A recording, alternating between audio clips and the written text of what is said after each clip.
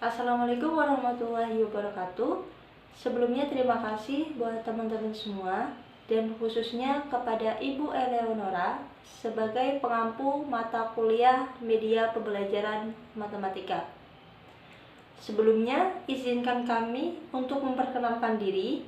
Kami dari kelompok 2 yang beranggotakan Anifa Salisa Arda, Aulia Syafira, Lulu Finisa, dan saya sendiri Sinta Nuria dari Program Studi Pendidikan Matematika Fakultas Keguruan Ilmu Pendidikan Universitas Pancasakti Tegal. Di sini kami akan mempresentasikan hasil kerja kami, yaitu membuat media pembelajaran matematika yang berjudul Batang Sebaru. Batang Sebaru ini digunakan untuk memudahkan guru dalam menyampaikan materi, yaitu kesebangunan dan kekongruenan.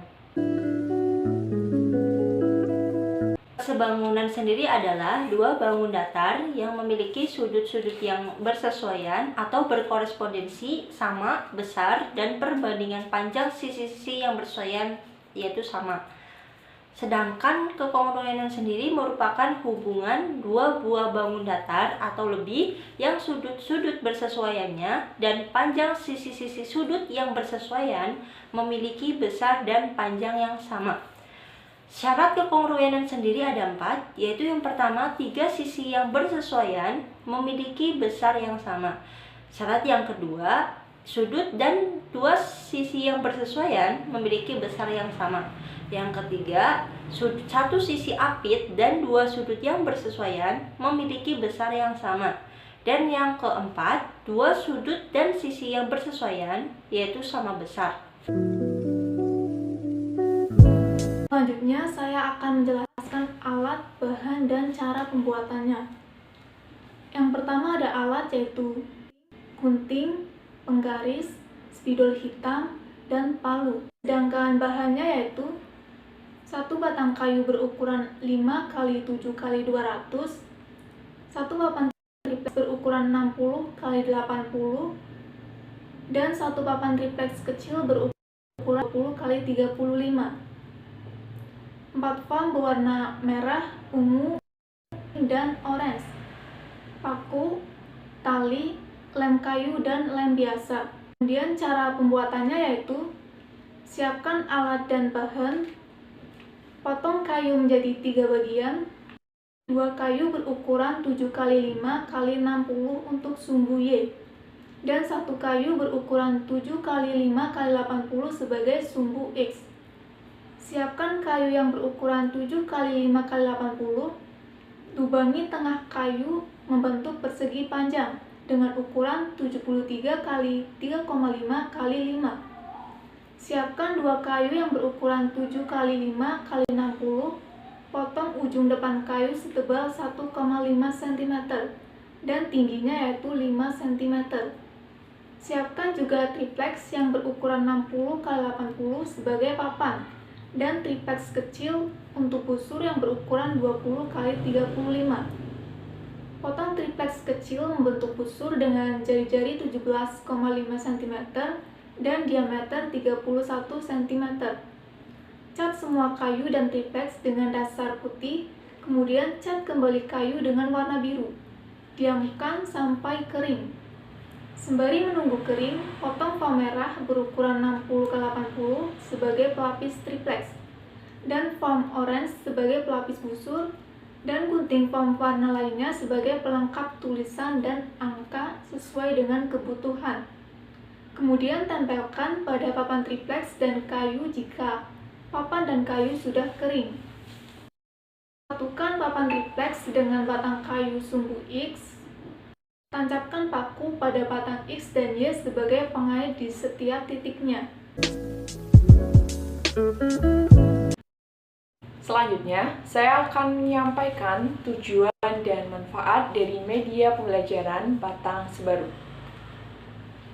Tujuan dari media pembelajaran ini adalah memudahkan siswa dalam memahami materi kesebangunan, dan kekongruenan. Sedangkan manfaat dari media pembelajaran ini yaitu membantu guru dalam menyampaikan materi kesebangunan dan kekongruenan kepada siswa kelas 9 agar mudah dimengerti. Siswa dapat melihat cara nyata mengenai konsep kesebangunan dan kekongruenan. Selanjutnya saya akan menjelaskan cara kerja dari media pembelajaran Batang Sebaru. Sebelumnya saya akan mengenalkan apa-apa saja bagian dari media pembelajaran Batang Sebaru. Dimulai dari yang saya pegang ini, ada sebuah batang. Media pembelajaran Batang Sebaru ini memiliki 3 buah batang, yaitu 2 buah batang vertikal dan sebuah batang horizontal. Batang vertikal ini kita anggap sebagai sumbu Y, sedangkan batang horizontal ini kita anggap sebagai sumbu X. Batang sumbu Y ini dalam penggunaannya akan ditancapkan pada lubang pada batang X. Kemudian saya memegang sebuah tali. Tali ini kita anggap sebagai garis pada bangun datar yang akan kita buat pada media pembelajaran kita ini. Tali ini akan dikaitkan pada paku-paku kecil sebagai titik dari garis sumbu ini. Selanjutnya di sini ada sebuah papan kecil. Papan kecil ini berisi syarat-syarat dari 2 buah bangun datar yang kongruen. Selanjutnya kita akan beralih ke cara penggunaan dari media pembelajaran Batang Sebaru. Pertama, kita tancapkan batang Y pada batang X, tapi diluruskan dengan titik yang diinginkan. Misalnya saya tancapkan pada titik 7. Selanjutnya, siapkan tali, lalu kaitkan tali pada titik pada batang X atau Y sesuai yang dibutuhkan. Misalnya saya kaitkan pada titik 7 pada batang X. Sebelumnya, titik 7 di sini akan dianggap sebagai titik 0. Lalu tarik tali mengitari titik yang diinginkan membentuk sebuah bangun datar yang ingin kita proyeksikan pada Batang Sebaru. Misalnya di sini saya akan membuat sebuah segitiga siku-siku. Kita kaitkan.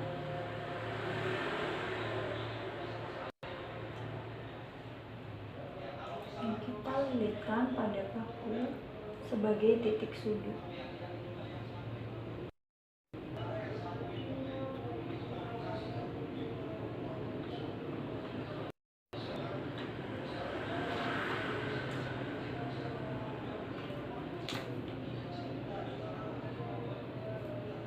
Sehingga kita peroleh sebuah bangun datar segitiga siku-siku. Kemudian untuk mengetahui kesebangunannya atau kekongruenan dari 2 buah bangun datar segitiga, kita cocokkan dengan syarat-syarat yang ada pada papan syarat. Syarat-syarat di sini berisi sisi sudut sisi sudut, dan sudut sisi.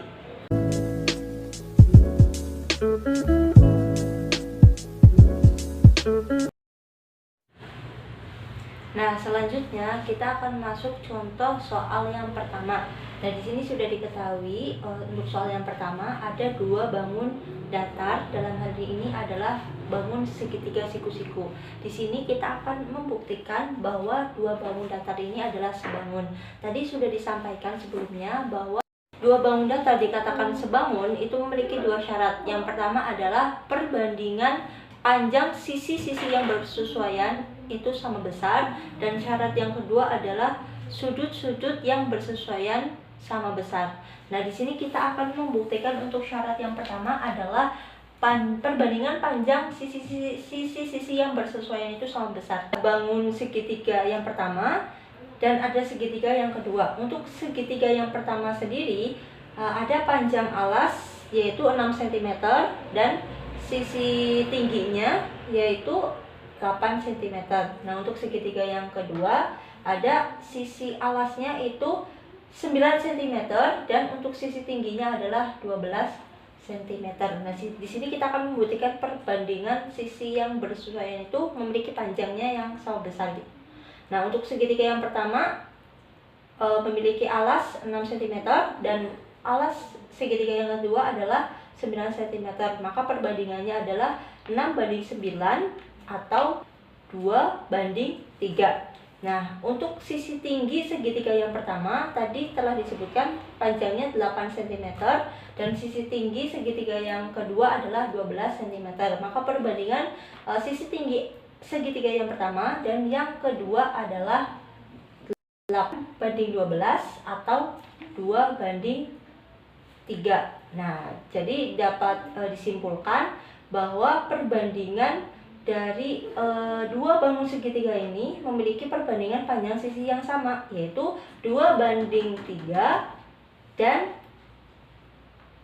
2:3.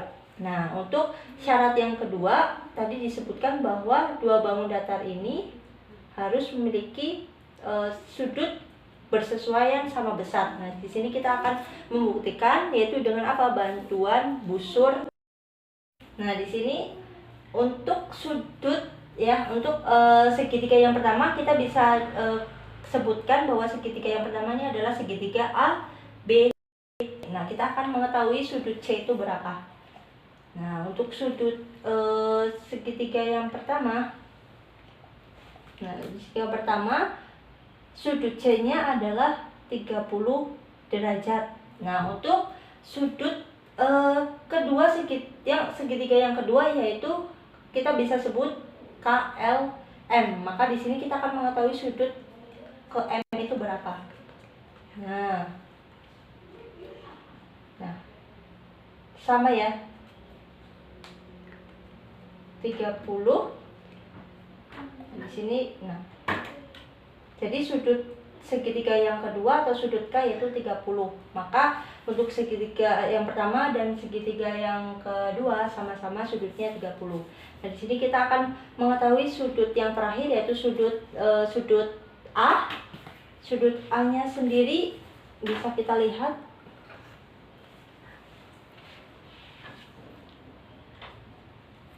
Nah, sudut A-nya yaitu 60 derajat. Nah, untuk segitiga yang kedua sudut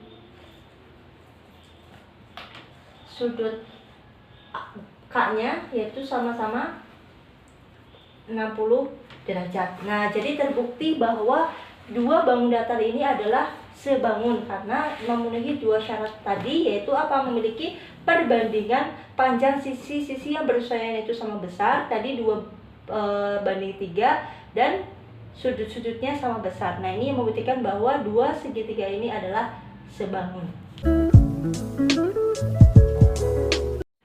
Untuk selanjutnya, pada contoh soal nomor berikutnya, diketahui ada bangun datar seperti pada gambar di samping, ada segitiga ABC dan ADV. Kita akan melihat apakah ini adalah kongruen atau tidak. Sedangkan syarat-syarat dari kongruen adalah sisi-sisi-sisi atau sisi-sudut sisi atau sudut-sisi-sudut dan sudut-sudut sisi. Kita lihat pada sisi AB sama dengan adalah sisi AD. Maka bisa kita lihat alas dari segitiga ABC sama dengan alas pada segitiga ADV. Maka kita bisa lihat sudut dari segitiga ABC 90 sama dengan sudut segitiga ADV juga 90. Juga diketahui sudut pada segitiga ABC yang A sama dengan sudut segitiga ADV yang di bagian A juga.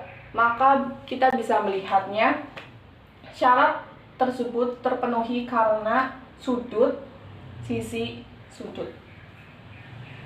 Maka bisa diketahui kedua segitiga tersebut adalah kongruen karena sesuai pada sudut sisi sudut.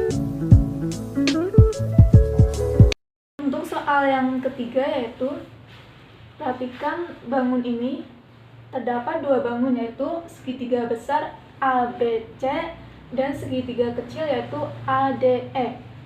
Segitiga ABC siku-siku di B dan segitiga ADE siku-siku di D. Jika panjang AD yaitu 3 cm dan panjang DB yaitu 2 cm dan panjang BC yaitu 4 cm, maka panjang DE adalah. Untuk dapat menyelesaikan soal tersebut, kita bisa perhatikan bahwa segitiga ABC dan segitiga ADE adalah sebangun. Maka bisa menggunakan rumus AD per AB sama dengan DE per BC. Di soal telah diketahui bahwa panjang AD adalah 3 cm dan panjang AB yaitu panjang AD ditambah panjang DB, sehingga 2 ditambah 3 sama dengan 5. Dan panjang BC yaitu 4, sehingga menjadi 3 per 5 sama dengan DE per 4. Maka untuk mencari DE yaitu 3 kali 4 dibagi 5. 3 kali 4 yaitu 12 dibagi 5 sama dengan 2,4 cm. Maka panjang DE telah diketahui yaitu 2,4 cm. Selanjutnya kita memasuki contoh soal keempat. Pada peraga sudah ada 2 buah bangun datar segitiga. Di sini saya akan menunjukkan apakah kedua buah segitiga ini merupakan segitiga yang kongruen atau tidak. Pertama, kita perhatikan masing-masing sisi dari segitiga. Sebelumnya dimisalkan bahwa segitiga ini adalah segitiga 1 dan segitiga yang ini adalah segitiga 2. Kita perhatikan masing-masing sisi dari kedua buah segitiga. Perhatikan bagian alas. Alas dari segitiga 1 dan alas segitiga 2 merupakan sisi yang berimpit. Sehingga dapat disimpulkan bahwa alas dari kedua buah segitiga ini memiliki panjang yang sama. Selanjutnya kita akan ukur panjang dari masing-masing tinggi segitiga. Pertama kita akan ukur tinggi dari segitiga pertama, yaitu 1, 2, 3, 4, 5, 6, 7, 8, 9, 10, 11, 12, 13, 14, 15. Sehingga diperoleh bahwa tinggi segitiga pertama adalah 15. Kemudian kita ukur tinggi segitiga kedua. 1, 2, 3, 4, 5, 6, 7, 8, 9, 10, 11, 12, 13, 14, 15. Tinggi segitiga kedua juga berukuran 15, sehingga dapat kita simpulkan bahwa tinggi dari kedua segitiga ini berukuran sama panjang. Selanjutnya, kita perhatikan masing-masing sudut dari kedua buah segitiga. Segitiga pertama, kita misalkan sudutnya adalah A, B, dan C. Sedangkan segitiga kedua, kita misalkan sudutnya adalah O, P, dan Q. Pertama, kita akan ukur sudut dari segitiga pertama, yaitu sudut B. Sudut B berukuran 90 derajat. Kemudian kita ukur sudut P. Sudut P juga berukuran 90 derajat. Sehingga dapat disimpulkan bahwa kedua buah segitiga ini memiliki setidaknya satu sudut yang berukuran sama besar. Kemudian kita perhatikan syarat-syarat kekongruenan. Tadi kita sudah menghitung sisi dari kedua buah segitiga.